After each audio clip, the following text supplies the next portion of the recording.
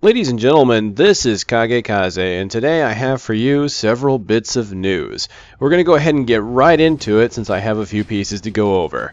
First is that Rusty Hearts, the free-to-play beat-em-up MMO game, has been updated again. This game has seen its first expansion release. This expansion has been dubbed Rusty Hearts Reborn. Now this patch, or expansion, is basically introducing new features to the Rusty Hearts series that are borrowed from other MMOs, and a few new ideas of their own. Some differences include a better character select screen since they've added more characters since their initial release, a new hub world for some of the new characters that they're introducing, and each character class, since it's divided into basically 4 subclasses. You have multiple characters, they share weapon types, so you've got sword users, you've got glaive users, things like that. Basically, these 4 character types have a base weapon, and from there, previous to this expansion, they could branch out into a second weapon. For example, one character used magical swords and then could expand from there into scythes. You could choose to go either route. Both weapons had its usage, its pluses, its minuses. That character now has 3 choices, and that choice is now the glaive.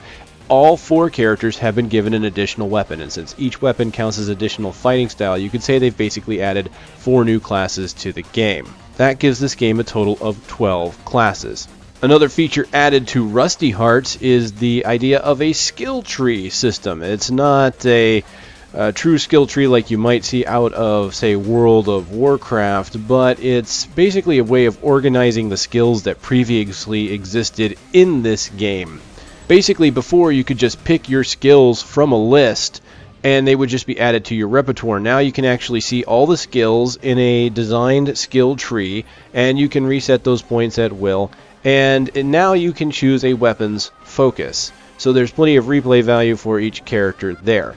Taking a page out of World of Warcraft, they're also adding a dungeon book, which is kind of like the dungeon guide that World of Warcraft added, only in this case it doesn't include an actual map, even though it's called a dungeon map, but what it does do is show you the monster types you can expect in the dungeon and the type of loot you can find. This is especially important in this game, as some quests require you to kill specific types of monsters, and each dungeon has multiple difficulty modes, ranging from things like easy, normal, hard, very hard, and what they call the bloody mode.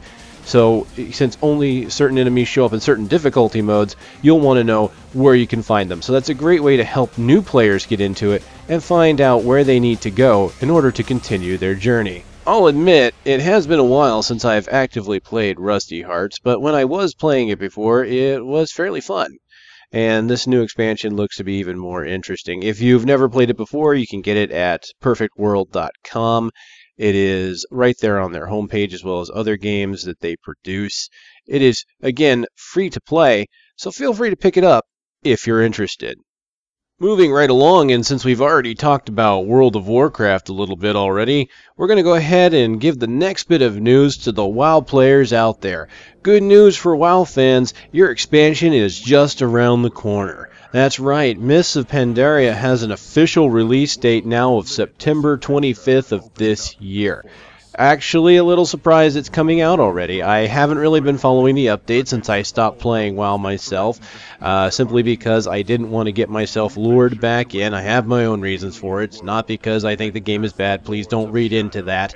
However, it means that I haven't been following the news as much as far as this game's concerned, but what bit I have followed looks very interesting. Massive changes to World of Warcraft happening this time around. Skill trees are basically getting completely shaken up, if not essentially removed with the way they're doing it now. A lot of skills are basically given to you based on which specialization you go into now.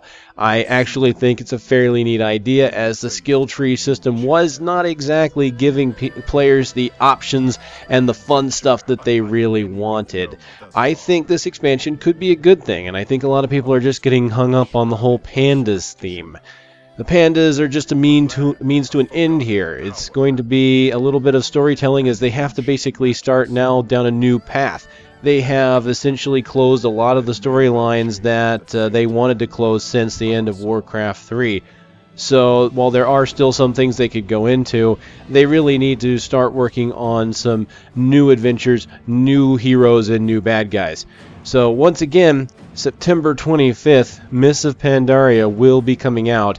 In an interesting move this time around, Blizzard is actually offering 2 different types of digital download for the game. Now, anyone that's played a Blizzard game knows that when Blizzard's offered their game on their digital store, you only get the basic version. Anyone that's wanted to get a collector's edition of a game has had to go to a retail store and purchase it there. Well, now, Mists of Pandaria is offering a digital deluxe version. You're not going to get everything from a collector's edition game through this, but what you will get is all the in-game rewards that you want to get from buying a collector's edition. So let's say all you really want is the Diablo flag sigils, or the mount that you would get from the game and things like that, or the StarCraft portraits, whatever else they're offering. Let's say that's all you're interested in. Well, now you don't actually have to go out and buy a collector's edition if you don't want. You can just get the digital deluxe version. Of course, that means that there is no middle ground package in retail stores. Retail stores are only going to have the standard and the collectors. If you want to get the extra stuff without paying through the nose for a collector's edition, you're going to have to end up buying the game online. However, this is a great way to bridge the gap, as a lot of people, especially in Diablo 3, I know, were asking for a way to get a collector's edition online, because a lot of people were really interested in the in-game items, but some really didn't care about the other stuff that came with the collector's edition, and I don't think that's a bad thing to offer to people. I honestly understand that too, because while the collector's edition had some really great stuff in it, not everybody really wants the big art book. Not everybody really wants the Diablo skull. Really, a lot of people just wanted the dies because they were infinite use, and the wings, because the wings, well, they frankly look really cool. So this is a great way to give the people what they want in a digital format. As of right now, I do believe the public test realm for World of Warcraft has the expansion patch on it, which means pretty soon here, within the next month, you're probably going to see the Mists of Pandaria patch go live on Cataclysm servers, which means you're going to get a chance to play with the new talents. If you're impatient, head over to the PTR and give it a shot.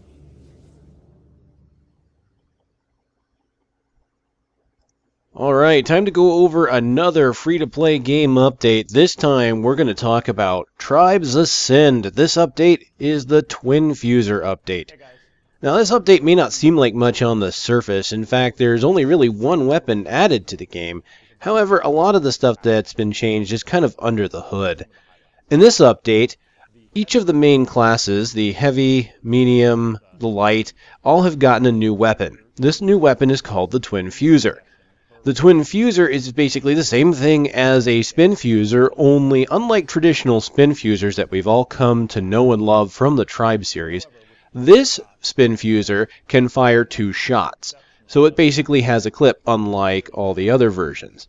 Now, because of this, each individual shot is, of course, lower in damage and has a little less splash, but it can help you to compensate if your aim maybe is not that great, or perhaps if you're trying to clear an area. For example, a Pathfinder could use it to clear off a flag stand a little easier while they're heading in, or to give themselves a little bit more burst of speed while trying to run their way to the flag. Additionally, the map Stonehenge, which was added in the last patch but only available on private servers, is now in the standard rotation. Some new maps have been added to this one, but again, they start off in the custom servers. They're there for testing. Permafrost and Dangerous Crossing have been added. You might recognize Dangerous Crossing as it was a Tribes 1 map. It has a dense fog in this version. And Permafrost is a new map, which is kind of interesting. I hope to see it hit the main servers, simply because I like the new concept. Permafrost is one of these maps where they're trying to change things up a bit, and they're trying to focus the defense on generators now, which could be really good or really bad, depending upon how well the map is designed. In Permafrost, the flag stand is indoors, unlike most maps where it's outdoors, so you're not going to be able to swoop in and get the flag on this map. However, if the enemy generators go down, the flag is pushed to the roof, which allows the flag cappers to go in and grab it really fast. So it's going to be one of these things that's going to require a little bit of coordination and teamwork, because you're going to have to get the generators down, and then you have to get an attack out there and get the flag before the generators get repaired again. A few more cosmetic items have been added. There's basically skins for the Pathfinder, Brute, and Sentinel. And there's the first ever voice packs now. If you recall Tribes 2, then you would remember that you could actually change up your voice a bit. Well, now you can actually purchase voice packs for your character to give yourself a bit more unique individual flair. In an interesting move, they've allowed you to make clan tags now. However, they will charge you for these clan tags. Now, keep in mind that in Tribes Ascend, anything that they charge you for, such as gold, can also be purchased with experience. The only exception so far has been skins. So what that means is clan tags can be purchased with experience, so don't worry if you don't want to put money into the game, you still don't have to, and you can still get your clan tag. The clan tags are actually very cheap. In addition, they've also added a few more loadout slots for each class in the game. Now, once again, I'm not going to go over everything here, but there have been several under-the-hood changes as far as weapon balances go. You may have heard me complain before in the game about my feelings towards automatic weaponry, chain guns, and things like that, on how they have this kind of dissonance between the skill, a player with good skill and a player with bad skill, basically saying that the chain guns can be really bad for someone without aim, but with someone with decent aim or good aim have this advantage over anybody using, say, explosive weaponry. Basically, the damage output of the weapons, to me, felt like they were a little bit too high. Well, they've gone ahead and they've reduced a lot of these automatic weapons. They're trying to bring the feel of Tribes back, and the original feel of Tribes really was about these explosive weaponry. So what have they done? They've reduced the damage, and it's not by a lot. It's about 4% or 5% here or there from automatic weaponry. And they also, probably to everyone's delight, have nerfed the MIRV grenades for brutes, since that was a massive area denial of grenade there. So they're trying to bring that in line. And a lot of the explosive weapons have had their pushback to you, the player that uses them. The pushback has been increased. What does that mean? That means if you're trying to run really, really fast, which is what the game is about, you'll be able to do so easier. I think they said it's about 20% or something like that. So basically, you'll be able to push yourself further. With the addition of the twin fuser, I think that Pathfinders might find that they can get moving pretty quickly now. I think the only other specific updates that I want to actually bring up here in this video that kind of surprised me are some of the perks being updated. For example, Sonic Punch has had the shockwave distance increased by 23%, so that makes the melee range of that go up quite a bit. The Stealthy perk has had the base sensor detection reduced by 50%, and it's upgradable to 90%. This is actually a buff. I say reduced, but that's the detection reduction. So the Stealthy perk will give you a 50% detection reduction, and it gets upgraded to 90%. And the turret targeting delay has been increased to 30%. That makes Stealthy an actual pretty good perk even for flag runners now. The next thing that's been changed is Safe Fall. This perk now starts at a 50% damage reduction for falling and impact damage, and it's upgraded to an immunity to falling damage. In addition, the final unlock makes you completely immune to vehicle run-over damage. Completely, not just a small amount. 100% vehicle run-over immunity. Again, this makes this another thing that might be nice for flag runners, as some defenses rely on heavy Shrike defense. Now, those Shrike defenses are not just the cannons on the Shrike, as those got nerfed recently, so those aren't as deadly. But a good Shrike pilot used to run over flag runners in midair. With this perk, that's just going to push you forward. And they're going to find out the hard way that they don't want to do that again. Alright, once again, remember that Tribes Ascend is free to play, so if you aren't interested in getting the game, you can go download it from Hi-Rez Studios. That's hirezstudios.com.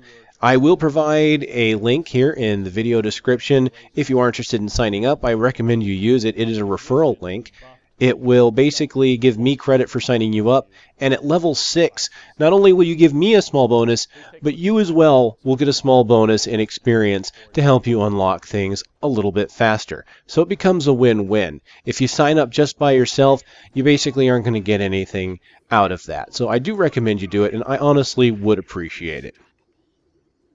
And now for the bigger piece of news here, is this one's going to be kind of an opinion piece as well. Some of you may have heard already, either through this channel or through other means, of course, is that the Battlefield 4 beta has already been announced. They've announced that they are working on Battlefield 4, there is going to be a beta, and that beta is going to be sometime around fall of next year, I do believe.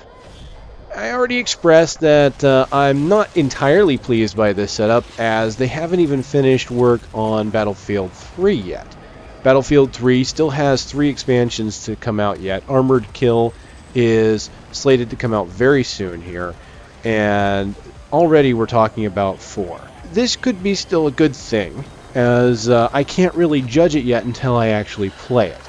And I would like to get into the Battlefield 4 beta in order to find out if it's something that would be worth it, if it would be a good thing to go into, or if Battlefield 3 should have had a bit more longevity. I honestly feel that in this generation they keep announcing things so soon.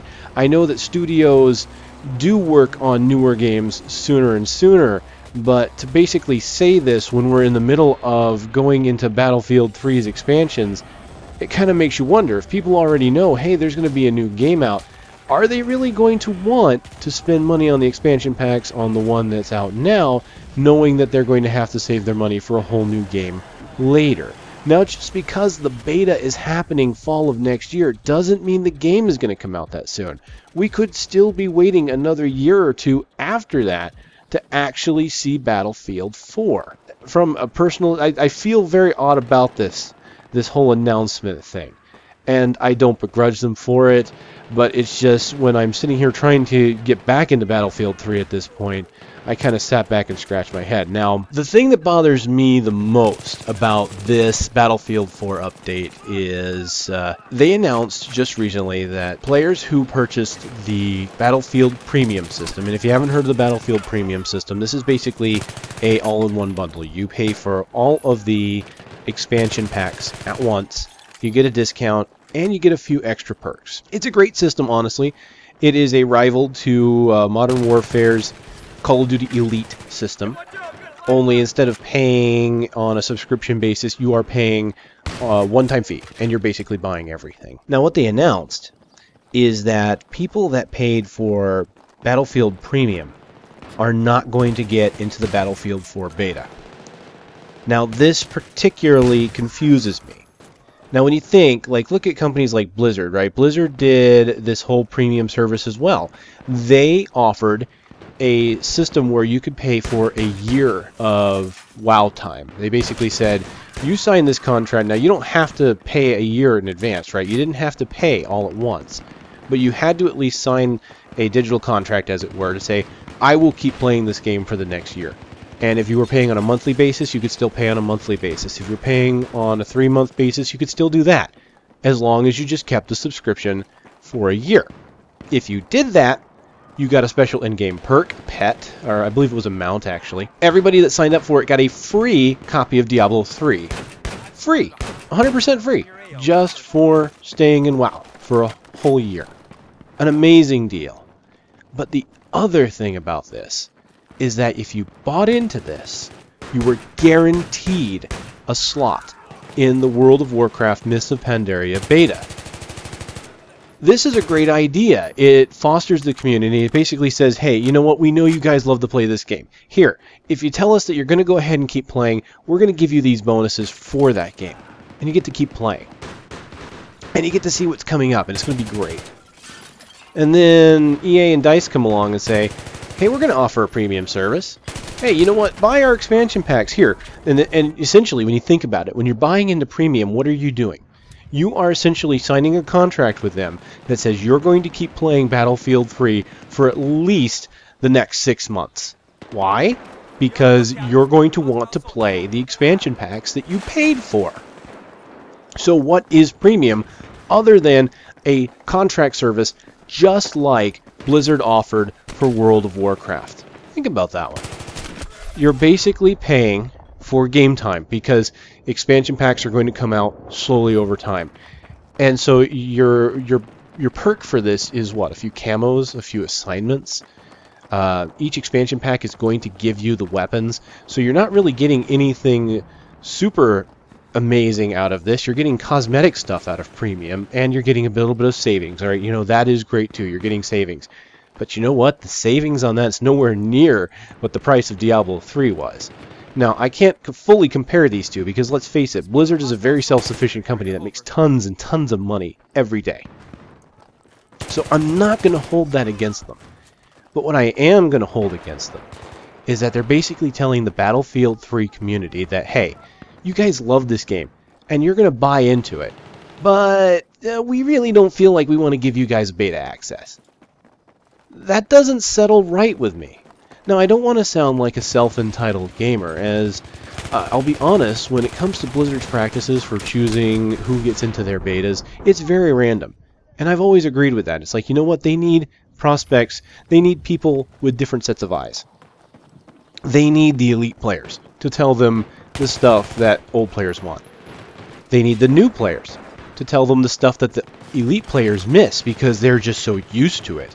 You know, the new players are going to tell you what they don't understand because all the old players already know about it, but the new players don't yet. You need all these different perspectives. So here's the thing, to get into the Battlefield 4 beta, you have to pre-order Medal of Honor Warfighter. Okay, that, you know, they're basically taking the Battlefield 3 community and saying, hey, we want you to play this other game. We want you to pay for this other game that you may not even care about if you want to get into our beta. And I'm going to be honest, I have contemplated it. I have thought about it because I do want to get into that beta, especially because it gives me footage, something to talk about, and it allows me to preview this game for anybody that can't get in. But to be honest, I really don't care about Medal of Honor Warfighter. I really don't. I have not been interested in the Medal of Honor series for quite a while. Honestly, it's not anything that I can say particularly bad about the series since I haven't played it. I just haven't been personally interested in it. My personal preference is Battlefield. I like the large combat with vehicles. Now, I do like smaller scale combat, you know, on a, just a smaller scale, maybe without the vehicles. But honestly, Medal of Honor wasn't really a game I thought of when I was going for something like that. Now, I do understand that the Medal of Honor Warfighter game is going to be using the Frostbite 2 engine, so that's kind of a cool way to get into it. But, you know, seriously, it's one of these things where I just really want to be part of the Battlefield community. I don't want to go looking into this Medal of Honor series. They're very different games. I mean, the Battlefield is the big, wide-open, vehicular-based game, whereas Medal of Honor is usually more in tight, squad-based or infantry-based combat. This is, when you think about it, a great marketing tool for EA and DICE. Basically, they are getting Medal of Honor players who already want to play Medal of Honor, and they're basically giving them kind of a carrot on a stick. They're saying, here, you've pre-ordered this game, and we know you're going to like it because you are a Medal of Honor player. But you know what? We've got this other really great series called Battlefield. We want you to try this out. We promise you it's going to be great. It's going to be awesome. All right, lots of people already play it. You know, you might actually like it better than Medal of Honor. And if you don't, hey, you know what? It's only beta. You don't have to buy. Great. I like this. Okay, that's fine. But why not let the premium players who've already bought into the system also in? Now, I'm interested in you guys' opinion. Honestly, if you feel one way or the other, please feel free. Leave a comment. I would like to hear from both sides of this argument. I really see EA's mentality on it because, again, it's a good marketing tool.